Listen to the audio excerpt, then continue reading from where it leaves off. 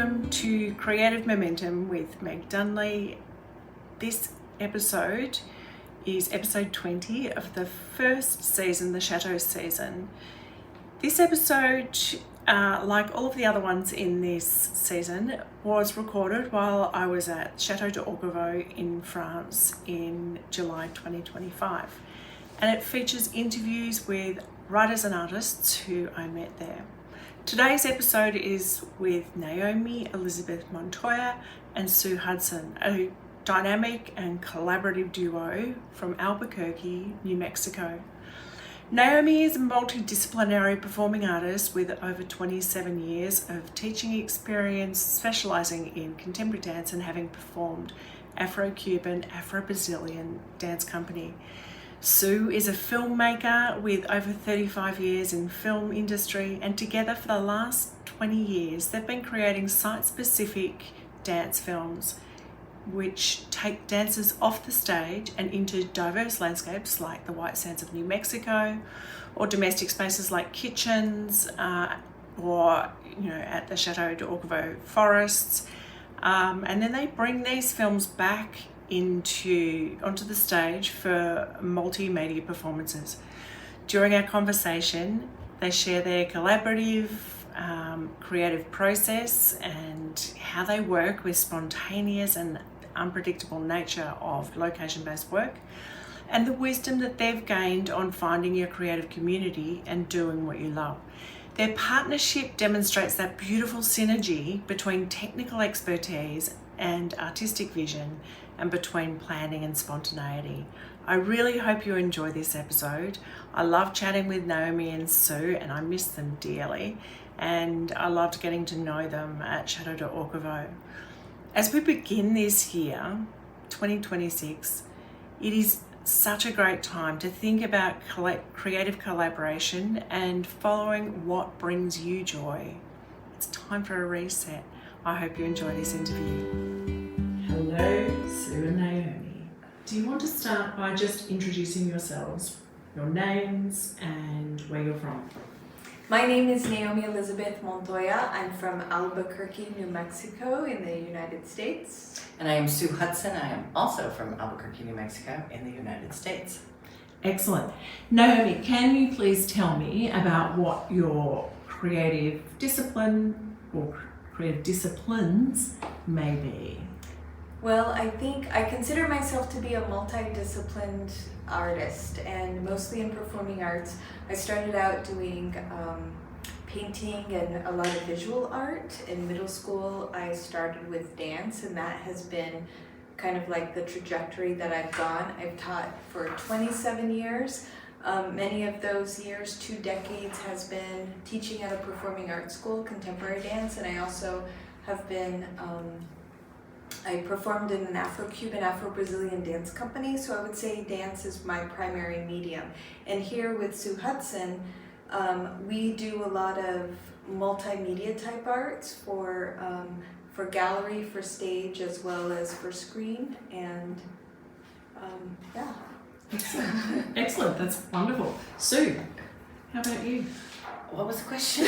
Tell me about your creative discipline. My creative discipline. Yeah. I am a filmmaker with 35 plus years working in the film industry, and for the past 20, Naomi and I have spent those years making site-specific dance films, which is a concept where you take a dancer off the stage and you take them anywhere else. Mm-hmm. Anywhere else. And so then the meta part of that is then we create these films, and then what we do a lot of times is we'll take it back on stage and create a performance that's film with dancer with, or even an installation. We don't always have to be there.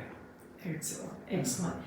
Tell me, maybe collectively but also separately, about your creative process. Like, how do you work as a collaborative team? So a lot of separately. I'm sorry, I didn't let you finish your question.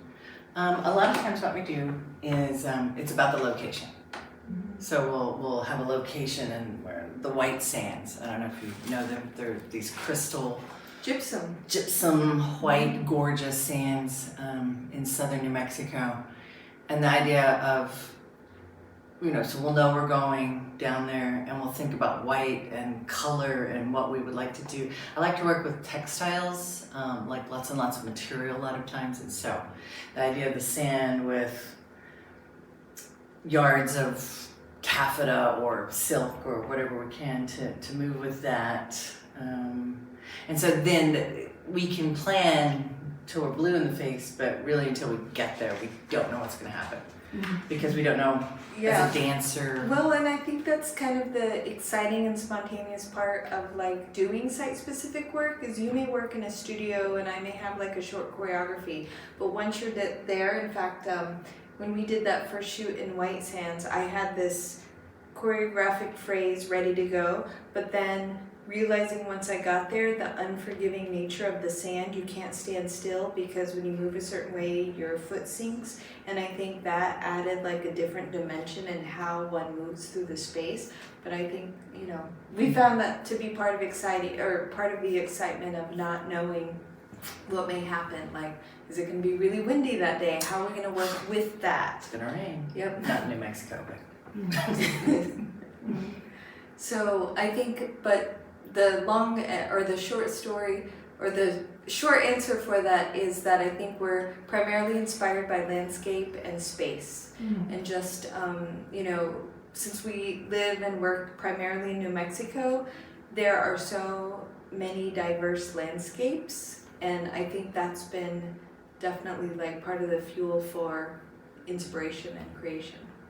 But not just landscape, space, anything else. Yeah, space. I mean, Yeah. We work in a lot of domestic spaces, exploring like the female experience, like say in a kitchen, but creating a dance in a kitchen or inside a refrigerator, or like domestic space that we use in a very specific way, and then in our real lives, but then using it differently, creating movement in it.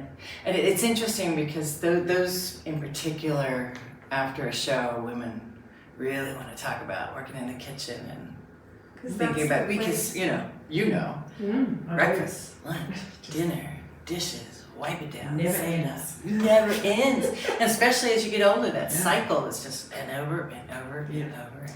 But also I think sometimes you think about like historically, like sometimes like the secrets or the gossip or the stories told in the kitchen, it seems to be, even when you have like a party, everyone always seems to gravitate towards the kitchen, even though you have these other fabulous living spaces. It's like that's the place, that's really the hearth of a home, and like what happens in that space. It's like the good, the bad, and the ugly. A friend comes over to tell you a story, you're sitting at the table in the kitchen having coffee or tea to discuss, all of the great things and some of the tragedies of life. So thinking about your creative process, what is different for each of your creative processes? I deal with a lot of the technical side of it. I'm looking at light and equipment and, times of day, things like that. Yes, she actually often keeps me grounded and into the reality, because sometimes I go off into the ether thinking about all these other things, and then it's helpful. But I think as far as like when I have an idea, I often have to journal about it and let it sit and think about it. And I think sometimes that may be also maybe going into a studio or into a space and doing some improvisational movement, but also coming back to journal about it. And sometimes like, researching or other ways to like fuel like what's my drive about doing this particular thing, even if it doesn't make sense to maybe the viewer or the public at large. So I think that definitely journaling as well as movement are part of my process. And then of course we talk, and sometimes we argue about what works, what doesn't work, but I think it's that give and take of ideas, and then we finally like always come to this aha moment. We're like, yes, that's it. We finally come to like, because it's like we're each have these great ideas, but there finally is that like, the connection. Yes, that's it. That's what we're doing. Yes, and we're both super excited about it, and then that continues to drive whatever the project is forward. I'm behind the camera, she's in front of the camera. Yeah. two different personalities. Yeah. Tell me a little bit about your creative routines. Like, what routines do you have to do your creative work? Do you have daily routines, weekly routines? Do you have touchstones that help you into it? We've been doing this for so long now that a lot of times our work is based on grants that we get. And so sometimes those grants have parameters, and so that will guide a lot of what we do. But when we first started, even then, I mean, we've basically been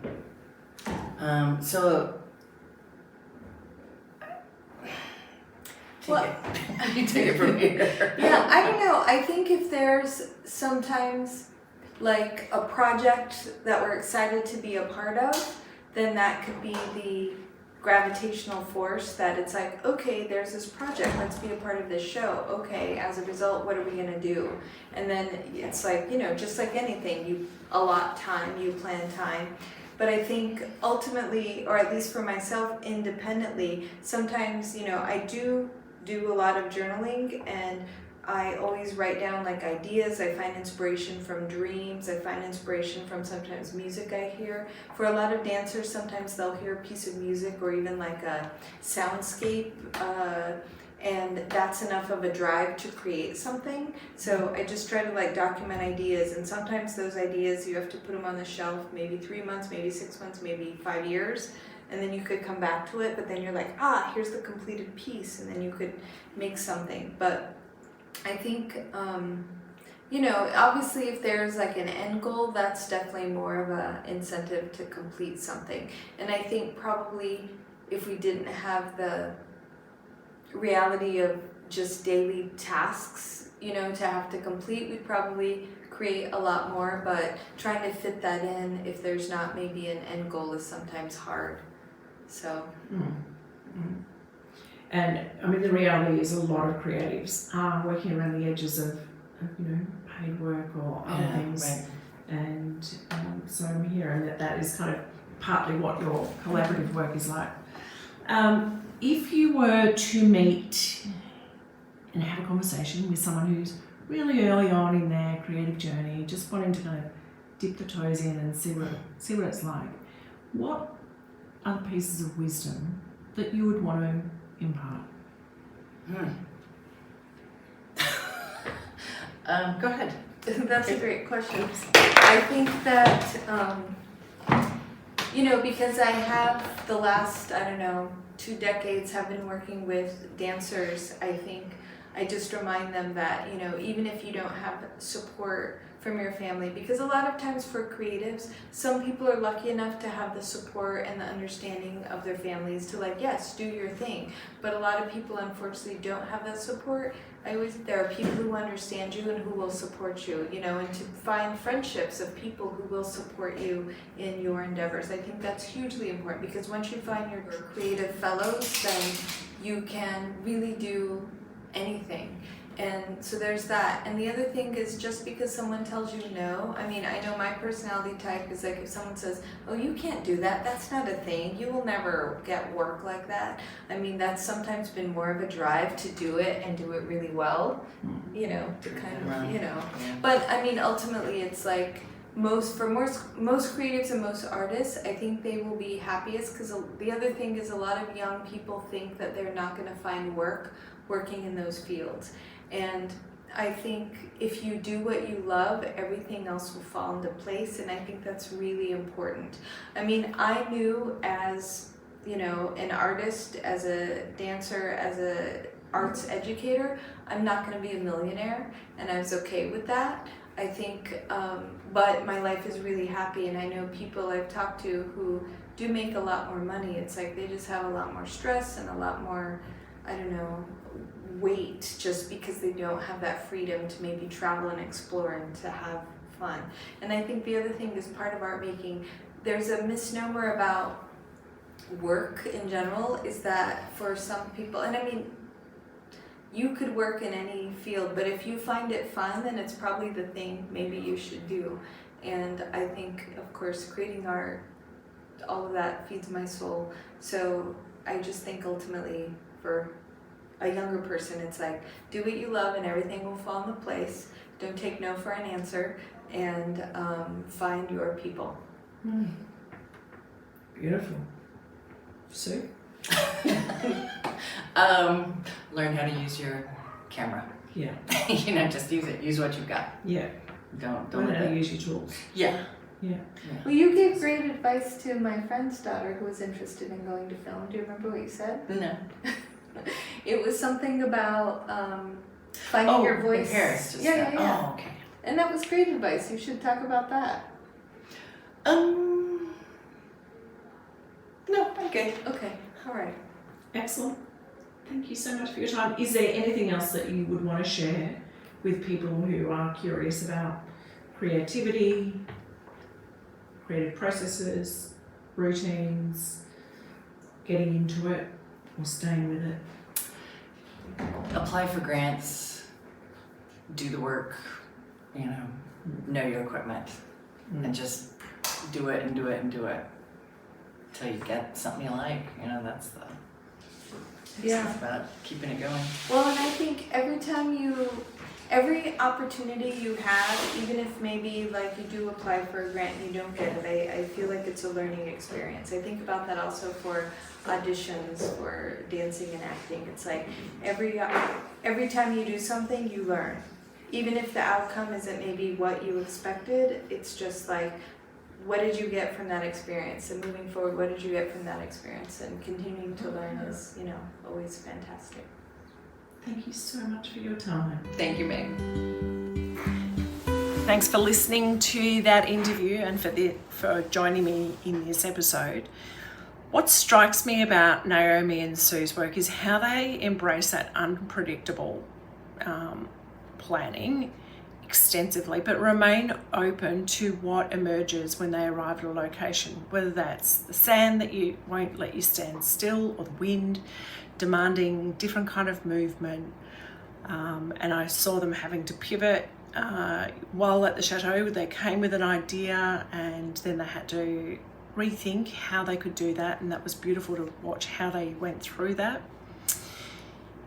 I love that exploration of kitchens as spaces that, where life stories unfold.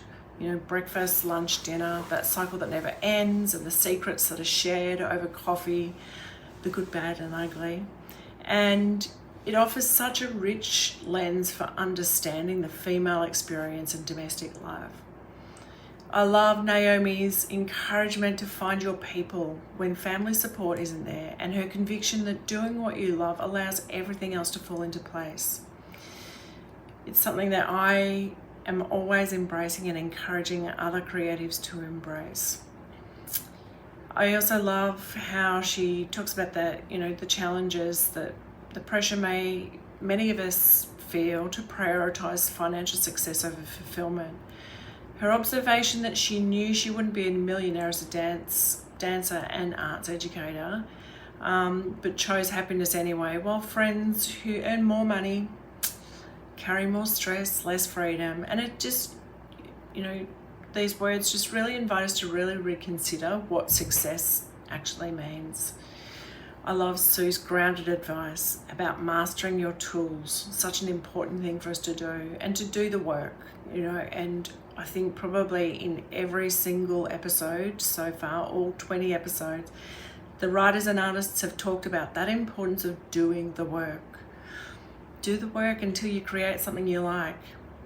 And this collaboration, I know a lot of writers and artists are thinking about, how to collaborate. And, the gorgeous thing about, collaboration is just a beautiful way to work with other people and learn from each other and to share wisdom. Sue's advice also that, shared wisdom of every rejection or failure is just a learning experience.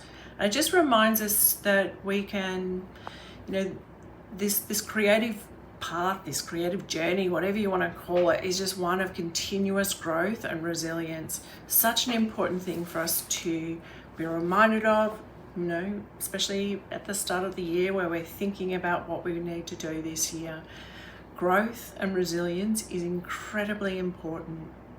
I really loved that interview and I hope you enjoyed it too. As we begin this new year, I hope that you can find your creative community. If you want to join me in my creative community, you can find the details in the show notes about things that I've got on offer for this year ahead.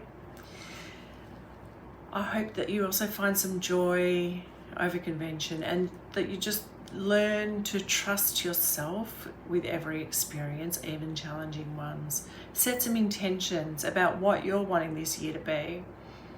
All of that will help you move forwards, and taking action helps you move forwards even more. Otherwise, you're just dreaming. If you want to find more about Su and Naomi and their work, you can find the details in the show notes. If you like this episode, please do like, share, subscribe, and follow to help more creatives connect and find their way into their creativity. Until next time, keep building your own creative momentum. Oh, and before I forget, next season, I'm going to be featuring Australian writers and artists. If you would like to be on this podcast in the next season, which will be starting, I think, in mid-February, then please do reach out. I will leave some details about how to do that in the show notes, or you can just connect with me on any of the social media or send me an email, meg@megdunley.com. Thanks for listening, and until next time, keep building your own creative momentum.